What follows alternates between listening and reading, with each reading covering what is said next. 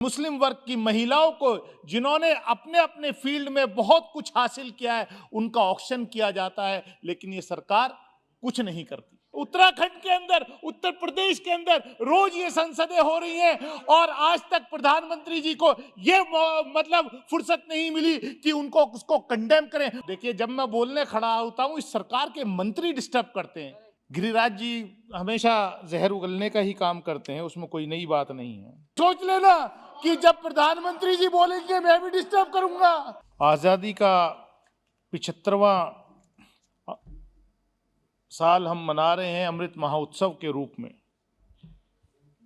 लेकिन जहां हमारे देश में अमृत बहना चाहिए था, वहां आज नफरत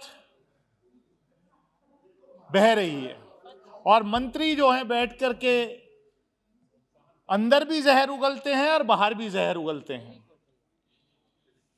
गिरिराज जी हमेशा जहर उगलने का ही काम करते हैं, उसमें कोई नई बात नहीं है। महामहिम राष्ट्रपति जी ने अपने अभिभाषण में कहा, बेटियों को पढ़ाने का सरकार बहुत जो है अपनी पीठ थपथपा रही है कि इतना मजबूत नारी सशक्तिकरण किया है इस सरकार ने, लेकिन वहीं आजादी के अमृत महोत्सव के अवसर पर इस सरकार के आंखों तले बुल्लीबाई और सुल्लीबाई जैसी ऐप्स पर एक विशेष वर्ग, खासतौर से मुस्लिम वर्ग की महिलाओं को, जिन्होंने अपने अपने फील्ड में बहुत कुछ हासिल किया है, उनका ऑक्शन किया जाता है, लेकिन ये सरकार कुछ नहीं करती।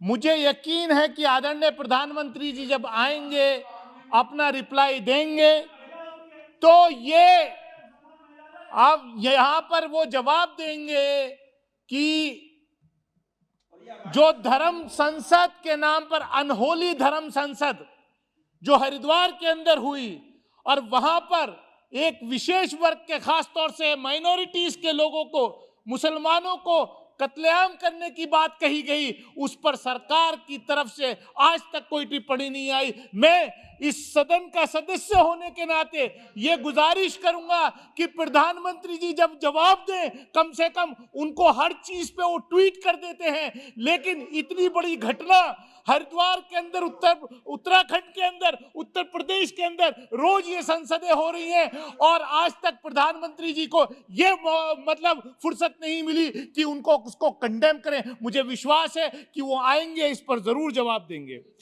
मैं कहना चाहता हूं, ये सरकार, देखिए, जब मैं बोलने खड़ा होता हूं, इस सरकार के मंत्री डिस्टर्ब करते हैं। लेकिन मुझे गर्व है इस बात का कि नहीं, मुझे गर्व है इस बात का कि आप मुझे डिस्टर्ब कर रहे हो, आप क्यों डरते हो? और लेकिन ये सोच लेना कि जब प्रधानमंत्री जी बोलेंगे मैं भी डिस्टर्ब करूंगा, मैं डरने वाला नहीं हूं। सोच लीजिए, गिरिराज एड्रेस टू चेयर, तो इनको हाउस ऑर्डर में करिए सर, मिनिस्टर हैं, इनको मतलब लिहाज करना चाहिए। आगे बोलिए। मैं एक शोषित वंचित समाज को रिप्रेजेंट करने वाला, उस पार्टी को, बहुजन समाज पार्टी को रिप्रेजेंट करने वाला व्यक्ति यहाँ बोल रहा है और उसको हमेशा डिस्टर्ब करते हैं। मैं कहना चाहता हूं, ये सरकार हमेशा अपने गोल पोस्ट जो है वो चेंज करती है। जब ये सरकार में आए थे तो माननीय सभापति महोदय कहा था कि 2 करोड़ रोजगार हर साल देंगे। खुद राष्ट्रपति जी के अभिभाषण में कहा कि 60 लाख रोजगार दिए हैं। भाई, या तो आप ये एक्सेप्ट करो कि आप वाकई झूठ बोलते हो और ये वाकई जुमले वाली सरकार है। इस बात से ये साबित हो जाता है। अभी जो आंकड़ा आया पिछले दिनों, इन्होंने कहा था 2017 में कि हम किसानों की आमदनी दोगुना करेंगे। किसानों की आमदनी दोगुना तो दोगुना, उनको लागत भी नहीं मिल रही। लेकिन जो आंकड़ा आया कि 142 लोग इस देश में ऐसे हैं जिनकी संपत्ति इस कोरोना काल के दौरान 23 लाख करोड़ से बढ़कर के 56 लाख करोड़ हो गई। तो ये अडानी अंबानी को जैसे लोगों को फायदा पहुंचाने वाली सरकार है। उज्ज्वला योजना का सबने यहां जिक्र किया। उज्ज्वला योजना में गैस सिलेंडर तो दिए गए, लेकिन सिलेंडर जो है 1000 रुपए का हो गया 400 रुपए का। आज गैस खरीदने का पैसा नहीं है। और मैं एक बात और कहकर अपनी बात खत्म करूंगा, अध्यक्ष सभापति महोदय। देखिए, इस कोरोना के नाम पर स्कूल, कॉलेजेस, यूनिवर्सिटीज बंद हैं। हमारी जनरेशन, ये 2 साल की जो नौजवान जनरेशन है, जो बच्चे हैं, इनका कितना नुकसान हो रहा है। डिजिटल डिवाइड बहुत बात करती है सरकार, हर गांव में कनेक्शन है इंटरनेट का। सर 80% लोगों के पास अभी भी गांव देहात में Thank you very much. Smartphone नहीं है।